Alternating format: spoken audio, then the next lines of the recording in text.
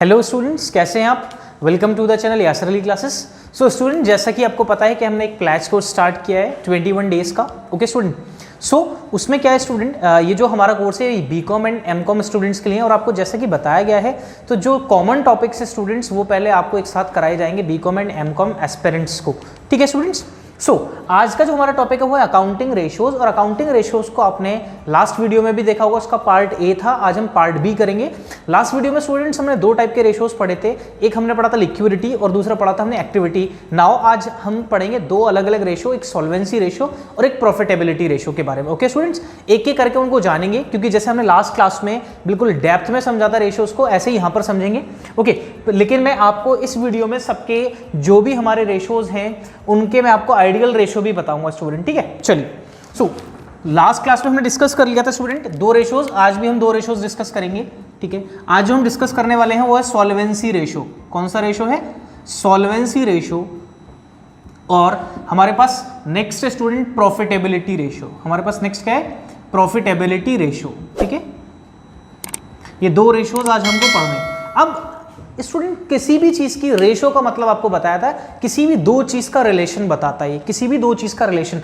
तो यहां पर सॉल्वेंसी जो रेशियो है, तो पहले सॉल्वेंसी वर्ड से निकालेंगे। सॉल्वेंसी कि बिजनेस कितना सॉल्वेंट है, उसके ऊपर जो उसकी डेट है, उनका डेट का पेमेंट करने के लिए बिजनेस कितना हेल्दी है, कितने टाइम पीरियड के बाद बिजनेस अपना पैसा पे कर, जो भी उसके ऊपर डेट है उसका पेमेंट कर देगा, तो उसी को हम बोलते हैं सॉल्वेंसी रेशियो। क्या बोलेंगे उसको? Solvency ratio. ठीक है, और ये लॉन्ग टर्म सॉल्वेंसी की बात करता है। किसकी बात करता है?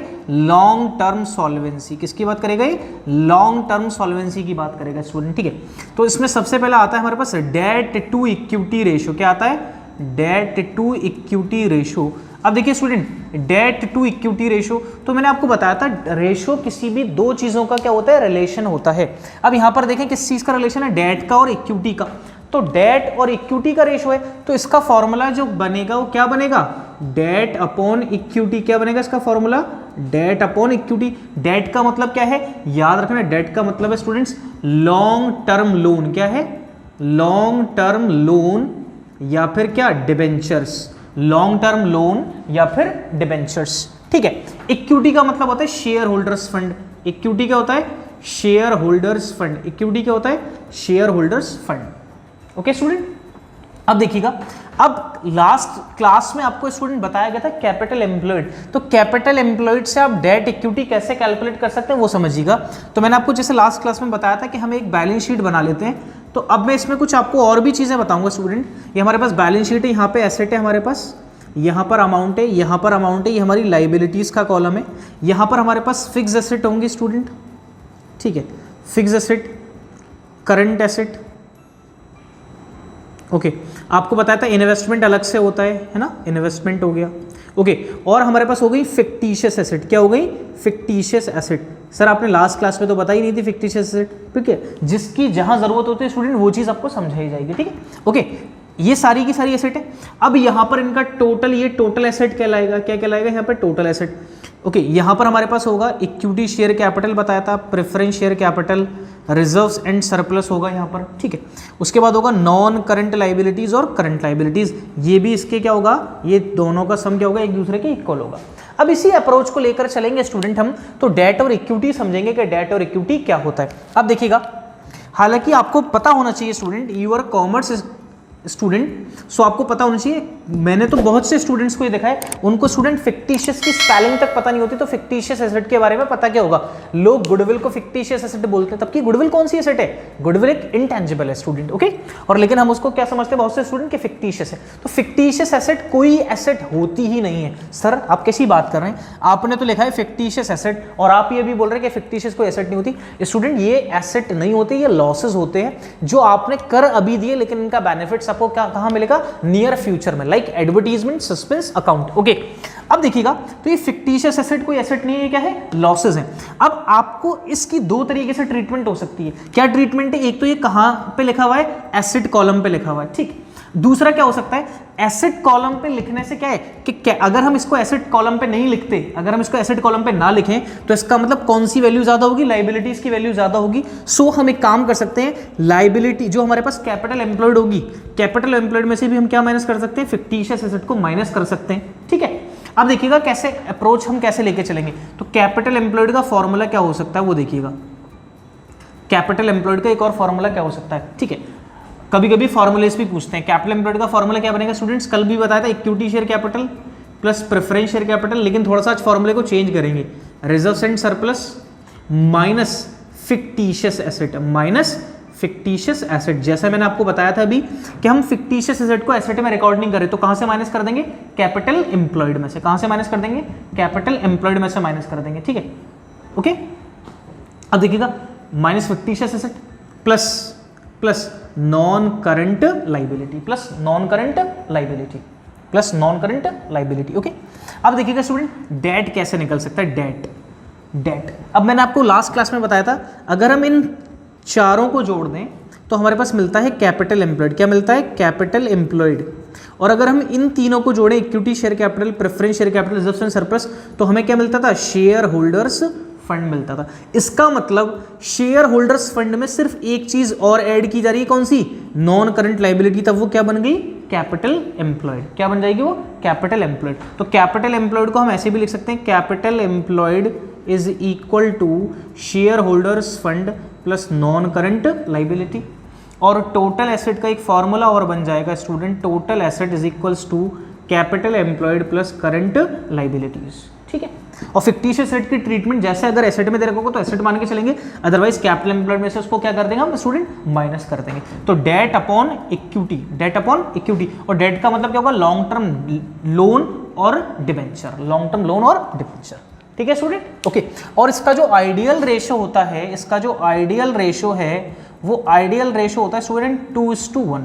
अब 2:1 का मतलब क्या है कि 2 तो डेट है और इक्विटी कितनी होगी आपकी, 1। इक्विटी कितनी होगी, 1।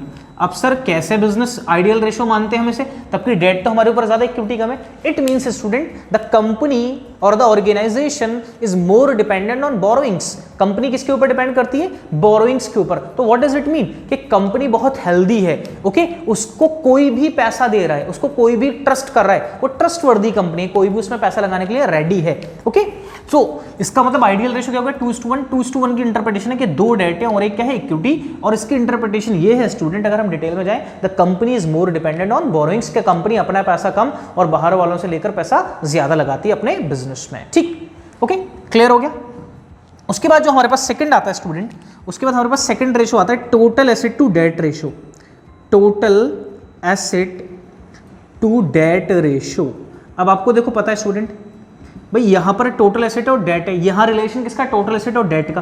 तो बताया था रेशो तो दो चीजों का रिलेशन होता है, तो यहां पर total asset upon debt, total asset upon date.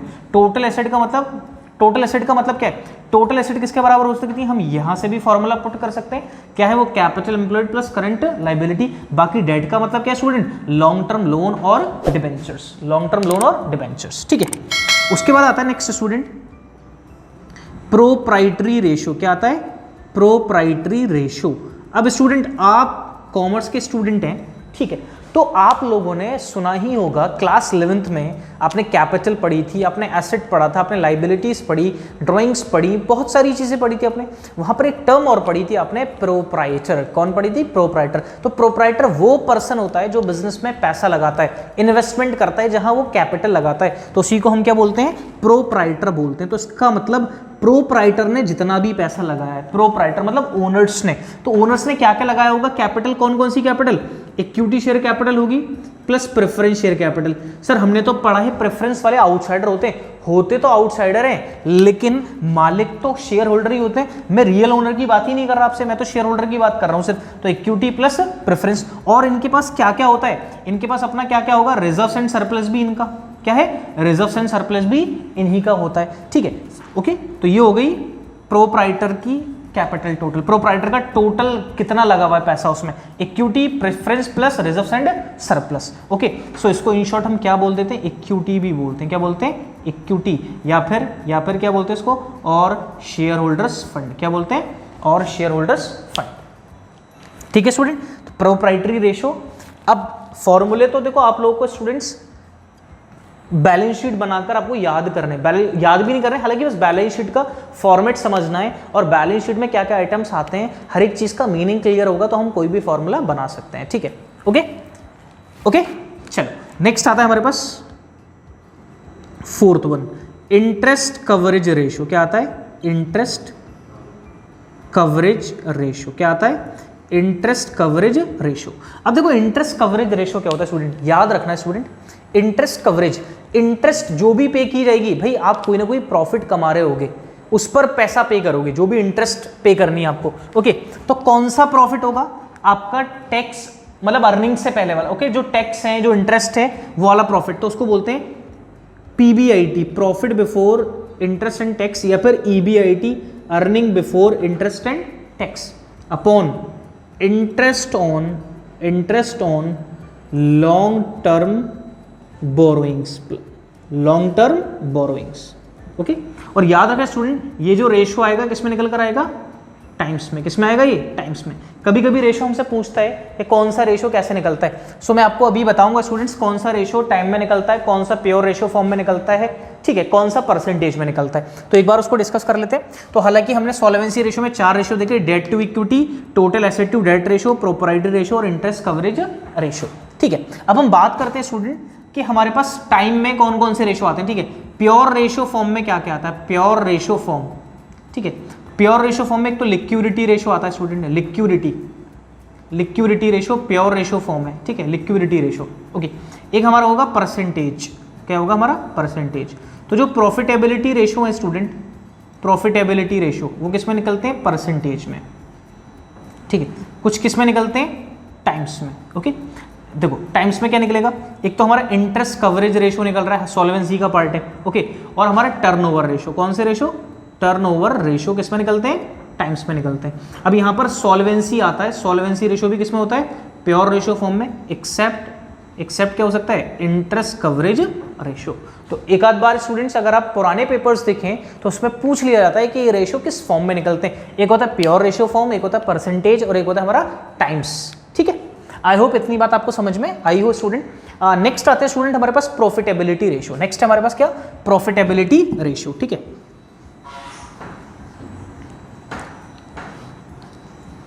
चलिए देखिएगा, प्रॉफिटेबिलिटी रेशो पर आ जाते हैं स्टूडेंट। प्रॉफिटेबिलिटी, देखो यहां पर बात किसकी हो रही है? प्रॉफिट की। किसकी बात कर रहे हैं हम? प्रॉफिटेबिलिटी रेशो की। अब आपको पता है स्टूडेंट, कोई भी चीज पर प्रॉफिट कैसे पता चलेगा? सपोज करो ये मैंने मार्कर मैन्युफैक्चर किया है 20 रुपीज का, ठीक है। अब मैं इस पर प्रॉफिट कैसे कैलकुलेट करूंगा? भाई कैसे कैलकुलेट करूंगा प्रॉफिट? इसको बेचा मैंने, इसको बेचा मान लो 30 रुपीज का, तो मैंने 30 रुपीज का बेचा और मेरे लिए इसकी कॉस्ट कितनी आई? 20 रुपीज। इसका मतलब मैं प्रॉफिट कैलकुलेट कर सकता हूं क्योंकि मुझे 2 एलिमेंट मिल गए। कौन कौन सा? एक तो कितने में बेचा वो, और दूसरा मैंने कितने में इसको बनाया था। तो मुझे कितने का प्रॉफिट होगा स्टूडेंट? 10 रुपीज का। तो इसका मतलब क्या है? हमें एक चीज पता चल गई कि प्रॉफिटेबिलिटी रेशो किसके ऊपर निकलेगा? सेल्स के ऊपर। किसके ऊपर निकलेगा? सेल्स के ऊपर, ठीक है, प्रॉफिटेबिलिटी रेशो। ठीक, अब सबसे पहले हमने देखा ग्रॉस प्रॉफिट रेशो। सबसे पहले क्या? ग्रॉस प्रॉफिट रेशो कैलकुलेट करना है, ठीक है। कौन सा रेशो? Gross profit ratio. सबसे पहले ये कैलकुलेट करना है, ग्रॉस प्रॉफिट रेशो। तो ग्रॉस प्रॉफिट रेशो कैलकुलेट करना है, तो मैंने बताया हमारे पास क्या होगी? नेट सेल्स के ऊपर हम क्या करेंगे? प्रॉफिट को कैलकुलेट कर सकते हैं। इसका मतलब जो रेशो निकालने वो प्रॉफिट हमें चाहिए होगा एक तो, ठीक है, gross profit upon net sales, upon net sales. मैंने यहाँ पे नेट सेल्स वर्ड क्यों यूज किया स्टूडेंट? क्योंकि सपोज करो सेल और उसमें से कुछ वापस आ गया तो सेल्स रिटर्न को क्या करेंगे? माइनस कर देंगे, तो हमें क्या मिलेगा? नेट सेल मिल जाएगी। क्या मिल जाएगी? Net sales. ठीक है, पहला हो गया ग्रॉस प्रॉफिट रेशो। दूसरा है स्टूडेंट हमारे पास नेट प्रॉफिट रेशो। दूसरा क्या है हमारे पास? Net profit ratio. और बहुत सिंपल क्वेश्चंस आते हैं स्टूडेंट इससे, बहुत सिंपल, ठीक है। Okay, net profit ratio. अब अभी मैंने आपको बताया कि भाई नेट प्रॉफिट रेशो निकालना है, तो यही हमारे पास बेस आ गया, net profit upon net sales. और नेट सेल्स को स्टूडेंट बुक में या क्वेश्चन पेपर में रेवेन्यू फ्रॉम ऑपरेशंस भी गिवन हो सकता है, रेवेन्यू फ्रॉम ऑपरेशंस, ठीक है। लास्ट क्लास में हमने देखा था COGS, cost of goods sold. तो कॉस्ट ऑफ गुड्स सोल्ड को दूसरा हम बोल सकते हैं students cost of revenue from operations, ठीक है। नेक्स्ट स्टूडेंट हमारे पास आता है थर्ड, ऑपरेटिंग रेशो। क्या आता है हमारे पास? Operating ratio. Okay, operating ratio. अब ऑपरेटिंग रेशो कैलकुलेट करना है, तो ऑपरेटिंग रेशो, देखो बिजनेस ऑपरेट होता है तो ऑपरेटिंग रेशो हम कैलकुलेट कर सकते हैं स्टूडेंट। हमारे पास बिजनेस में हम क्या करेंगे स्टूडेंट्स, कुछ चीजें कैलकुलेट करते हैं। जैसे बिजनेस को ऑपरेट करते हैं आप, तो बिजनेस के ऑपरेशंस के कुछ खर्चे अलग होते हैं। बिजनेस के ऑपरेशंस के क्या होंगे, कुछ ना कुछ खर्चे क्या होते हैं, अपने अलग होते हैं। अब जैसे क्या क्या अलग होगा, देखो हम यहाँ पर कैलकुलेट करेंगे बिजनेस के खर्चे किसके ऊपर डिपेंड करेंगे भाई, एक तो हमारी कॉस्ट ऑफ गुड्स सोल्ड होगी जो हम बनाकर बेच रहे हैं, इस पर भी खर्चा हुआ होगा, जो हम बनाकर चीज बेच रहे हैं उस पर कुछ ना कुछ खर्चा हुआ होगा, और उसके अलावा हमारे पास कुछ ऑपरेटिंग एक्सपेंसेस भी होंगे। भाई दो ही तो एक्सपेंसेस होते हैं, एक तो गुड्स को बनाने में मैन्युफैक्चरिंग में खर्चा हुआ, एक तो किस में खर्चा हुआ, मैन्युफैक्चरिंग में, और एक ऑफिस वगैरह के खर्चे। कहाँ के खर्चे, ऑफिस के खर्चे, ठीक है, एक मैन्युफैक्चरिंग के, एक ऑफिस के खर्चे। तो जब हम इन दोनों को ऐड कर देते हैं तो वो आ जाती है ऑपरेटिंग कॉस्ट। क्या आ जाती है स्टूडेंट, ऑपरेटिंग कॉस्ट। तो ऑपरेटिंग रेशियो निकालने के लिए क्या होना चाहिए हमारे पास, ऑपरेटिंग कॉस्ट। क्या होगी, ऑपरेटिंग कॉस्ट, ठीक है, क्या होगी, ऑपरेटिंग कॉस्ट। और ऑपरेटिंग कॉस्ट कैसे निकलती है, मैंने आपको बता दिया, cost of goods sold plus operating expenses, cost of goods sold upon operating expenses.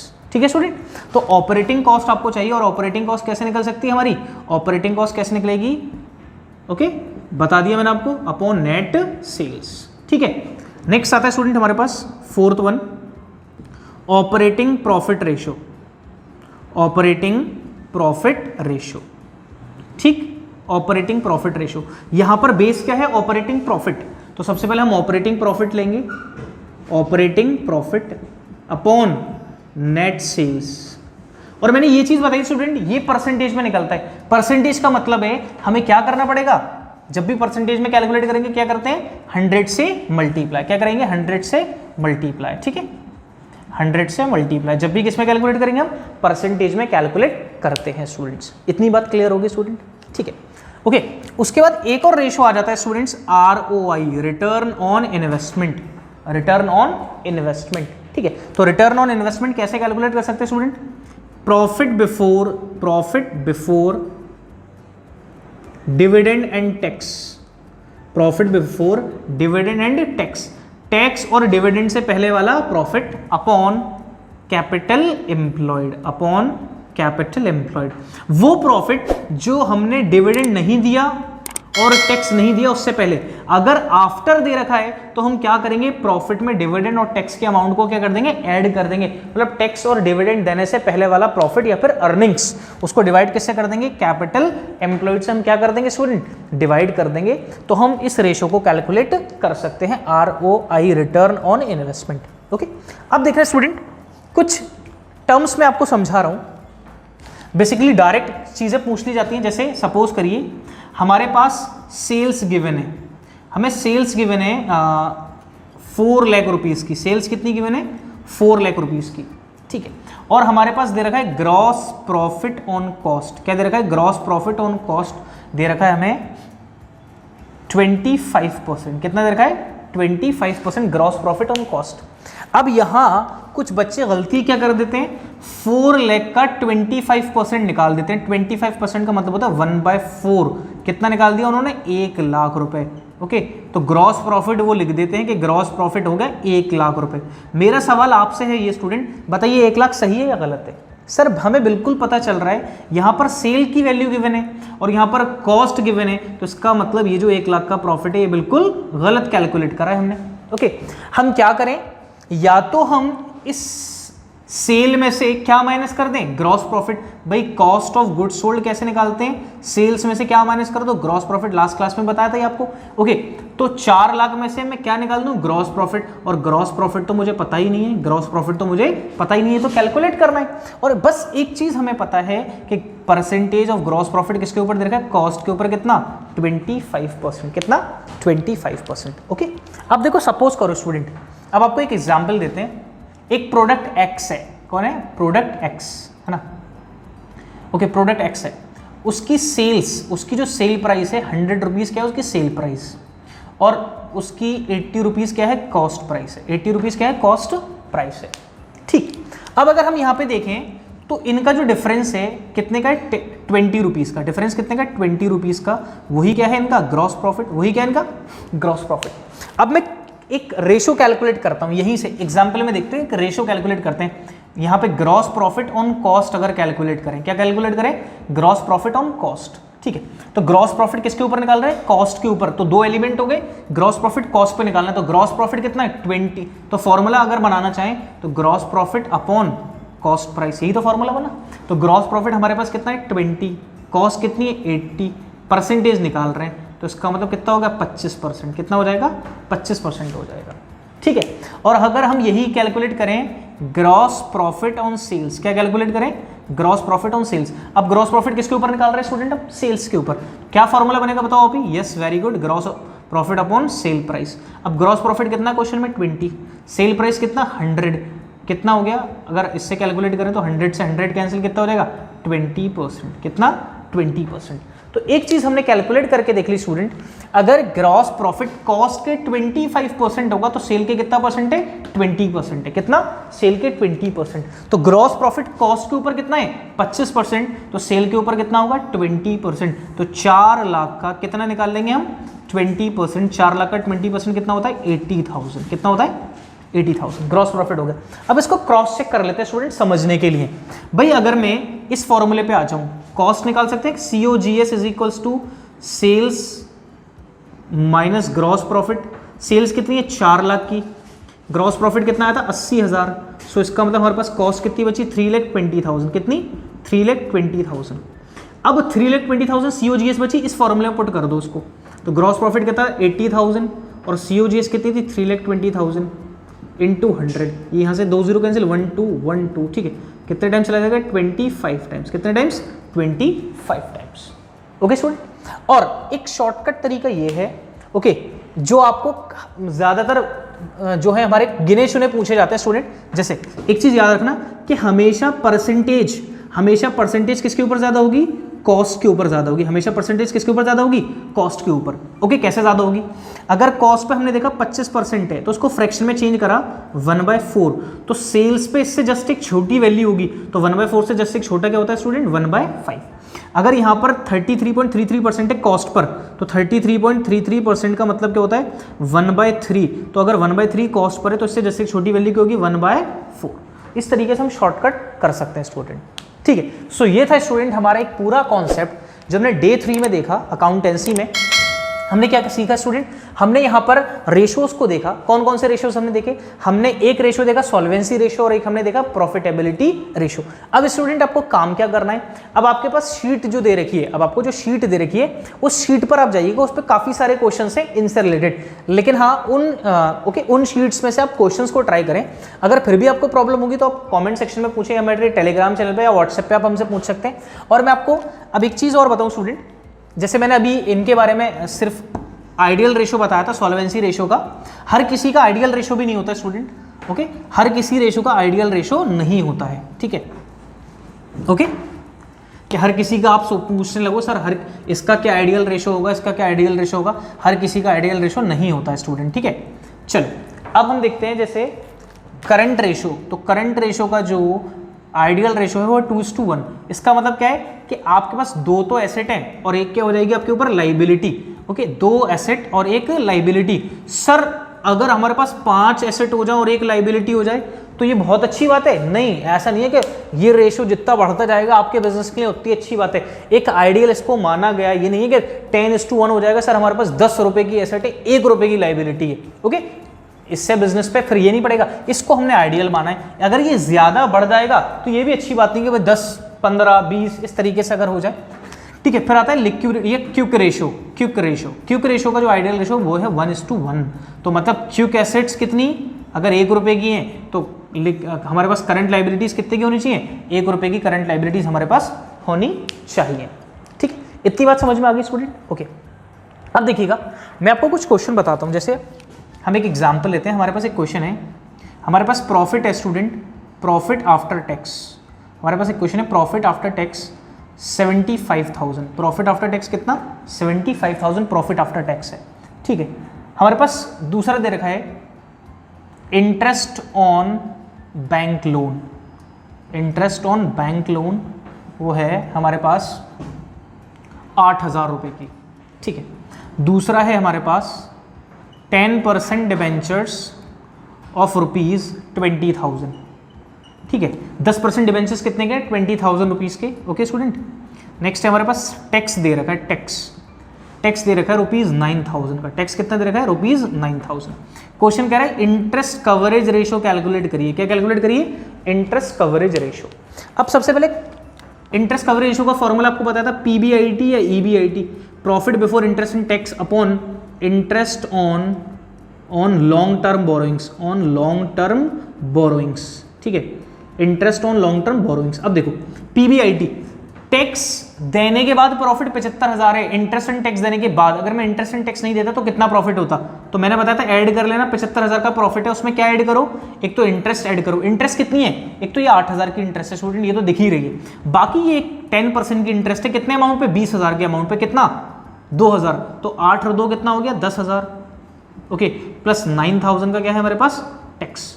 Okay, तो ये टोटल हो गया हमारे पास 94,000। कितना हो गया? 94,000। फॉर्मूला पुट करेंगे, earning before interest and tax कितना होगा? 94,000 अपॉन इंटरेस्ट, इंटरेस्ट कितनी आई थी? 10,000। सो इसका मतलब कितना हो गया? 9.4:1 आएगा। नो स्टूडेंट, बताया था ये किस में आता है? टाइम्स में। किस में आता है? टाइम्स में। तो आंसर कितना आ गया हमारे पास? 9.4 टाइम्स। क्लियर हुआ? ठीक है, एक और एग्जाम्पल लेते हैं स्टूडेंट, जैसे, और अब हमें कैलकुलेट करना है ग्रॉस प्रॉफिट रेशियो। क्या कैलकुलेट करना है? ग्रॉस प्रॉफिट रेशियो कैलकुलेट करना है। ठीक है, हमारे पास इंफॉर्मेशन है स्टूडेंट, सेल्स है हमारे पास 10 लाख रुपीस की। सेल्स कितनी है? 10 लाख रुपीस की। ठीक है, ग्रॉस प्रॉफिट, इसको ऐसे कॉस्ट दे रखी है हमें, कॉस्ट ऑफ गुड्स सोल्ड है 10 लाख रुपीस का। ठीक है, हमें ग्रॉस प्रॉफिट ऑन सेल्स दे रखा है। क्या दे रखा है? ग्रॉस प्रॉफिट ऑन सेल्स कितना? 50%। कितना? 50%। कैलकुलेट करना है स्टूडेंट, हमें ग्रॉस प्रॉफिट कैलकुलेट करना है और हमें सेल्स कैलकुलेट करनी है। क्या कैलकुलेट करना है? Gross profit on sales. तो सबसे पहले मैं फॉर्मूला पुट कर दूंगा स्टूडेंट, सेल्स को कैलकुलेट कर सकते हैं हम, sales is equals to cost of goods sold plus gross profit. ठीक है, अब हमारे पास कॉस्ट ऑफ गुड्स सोल्ड तो है कितना? 10 लाख रुपीस की क्या है? कॉस्ट ऑफ गुड्स सोल्ड है, लेकिन हमारे पास ग्रॉस प्रॉफिट नहीं है। ग्रॉस प्रॉफिट हमारे पास नहीं है। तो अब मैंने एक और एग्जाम्पल देके समझाऊंगा।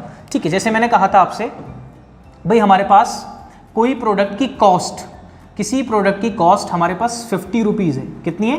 किसी प्रोडक्ट की कॉस्ट कितनी है? 50 रुपीज़। ठीक है, और ग्रॉस प्रॉफिट ऑन क्या दे रखा है हमें? सेल्स दे रखा है। ग्रॉस प्रॉफिट ऑन सेल्स कितना दे रखा है? ग्रॉस प्रॉफिट ऑन सेल दे रखा है हमें, ग्रॉस प्रॉफिट ऑन सेल्स यहाँ पे 50% है। कितना? 50% दे रखा है। ठीक है, अब देखिएगा student, gross profit on sale और एक होता है ग्रॉस प्रॉफिट ऑन कॉस्ट होता है। ठीक है, तो हम यहां पर चेक करेंगे, क्योंकि ग्रॉस प्रॉफिट ऑन सेल्स ये दे रखा है, लेकिन हम इसको इन्फॉर्मेशन को नया यूज करके एक नई चीज निकालेंगे, ग्रॉस प्रॉफिट ऑन कॉस्ट। तो क्या फॉर्मूला बनेगा? यहाँ ग्रॉस प्रॉफिट और कॉस्ट है, तो ग्रॉस प्रॉफिट अपॉन कॉस्ट, ये फॉर्मूला बनेगा। Sorry, gross profit upon cost का मतलब कॉस्ट ऑफ गुड्स सोल्ड। ठीक है, तो हमने ग्रॉस प्रॉफिट हमें गिवन है कितना? 50, और कॉस्ट भी कितनी है? 50 इंटू 100, तो 50 से 50 कैंसिल, तो इसका मतलब कितना हो गया? 100%। कितना हो गया? 100%। कि अगर सेल्स के 50% ग्रॉस प्रॉफिट होगा, अगर सेल्स के कितना होगा? 50% ग्रॉस प्रॉफिट होगा, कॉस्ट के वही कितना होगा? 100% होगा। कितना होगा? 100%। सो इसका मतलब अगर आपके पास 10 लाख रुपए की कॉस्ट ऑफ गुड्स सोल्ड है, तो 100% ही क्या होगा? Gross profit. तो 10 लाख और 10 लाख कितना हो जाएगा? 10 लाख का ही क्या हो जाएगा? ग्रॉस प्रॉफिट हो जाएगा स्टूडेंट। ठीक है, तो हमारे पास सेल्स कितनी हो जाएगी? 20 लाख रुपीस की। कितनी हो जाएगी? 20 लाख रुपीस की। अब इसको क्रॉस चेक कर सकते हैं। ठीक है, क्रॉस चेक कैसे? अब हमें सेल्स पता चल गई कितनी? 20 लैक्स। 20 लैक्स मतलब सेल पर कितना परसेंट का प्रॉफिट है? 50%। तो 20 लाख का 50% कितना होगा? 10 लाख रुपए। तो 10 लाख रुपए का ही प्रॉफिट किस पे निकला था? कॉस्ट पर निकला था। और 10 लाख का ही प्रॉफिट किस पर निकला है स्टूडेंट? सेल्स के ऊपर भी 10 लाख का प्रॉफिट कैलकुलेट किया है हमने। ओके, आई होप स्टूडेंट इतना आपको समझ में आया हो। ठीक है, देखो यहाँ पर इतना पॉसिबल नहीं है स्टूडेंट, क्लास में मैं आपको बहुत सारे क्वेश्चंस कराऊं, आपके पास क्वेश्चंस बहुत हैं। ओके, जब हम लाइव सेशन लेंगे तो आप अपने क्वेश्चंस रखिएगा स्टूडेंट्स कि आपको इन क्वेश्चंस में प्रॉब्लम है। बाकी आप लोग मुझे 8 बजे के बाद, मैं देखता हूँ बच्चे पूरे दिन भर मैसेज करते रहते हैं, बेटा मुझे क्लासेस भी रिकॉर्ड करनी होती हैं, लाइव सेशंस भी लेने होते हैं, ओके, एडिटिंग को भी देखना होता है, बहुत सारे काम होते हैं। आप जब भी आपको टाइम मिलता है आप मैसेज करते हो, ओके, आपका हक है मैसेज करना, लेकिन आप फौरन ये चाहते हो कि हमारी क्वेरी का फौरन जवाब मिल जाए। तो आपकी कोई भी अगर क्वेरी है आप कभी भी पूछ लीजिए, लेकिन उसका रिप्लाई आपको 8 बजे के बाद मिलेगा। अगर फ्री है तो आपको दे देंगे, अदरवाइज 8 बजे के बाद आपको रिप्लाई जरूर मिलेगा स्टूडेंट। ठीक है, तो आप इस नंबर पे व्हाट्सएप कर सकते हैं 9045 417079 या फिर आप हमारे टेलीग्राम चैनल पे मैसेज कर सकते हैं स्टूडेंट, ठीक है। और हमें इंस्टाग्राम पे फॉलो करने के लिए स्टूडेंट्स आप यासर अली क्लासेस और यासर अली CS, ओके, आप हमें फॉलो कर सकते हैं। आप हमारी वेबसाइट को विजिट कर सकते हैं, आप हमारे ऐप को डाउनलोड करके स्टूडेंट टेस्ट में पार्टिसिपेट कर सकते हैं, ठीक है स्टूडेंट। सो ये था हमारा अकाउंटिंग रेशो का पूरा कॉन्सेप्ट जो हमने 2 वीडियो में कंप्लीट किया है। इस वीडियो में आपको प्रीवियस वीडियो को लिंक स्टूडेंट मिल जाएगा, तो आपसे ये रिक्वेस्ट है कि इस वीडियो को पहले ना देखें, पहले प्रीवियस वीडियो पर जाएं ताकि आपको कॉन्सेप्ट्स की क्लैरिटी ज्यादा हो। और ऐप पर आपको इससे रिलेटेड थ्योरी मिल जाएगी और मल्टीपल चॉइस क्वेश्चंस मिल जाएंगे, तो आप गो थ्रू एक बार उससे हो लें। अगर फिर भी उनमें कोई डाउट्स होता है तो आप कमेंट सेक्शन में कमेंट कर सकते हैं। Thank you students, thank you very much.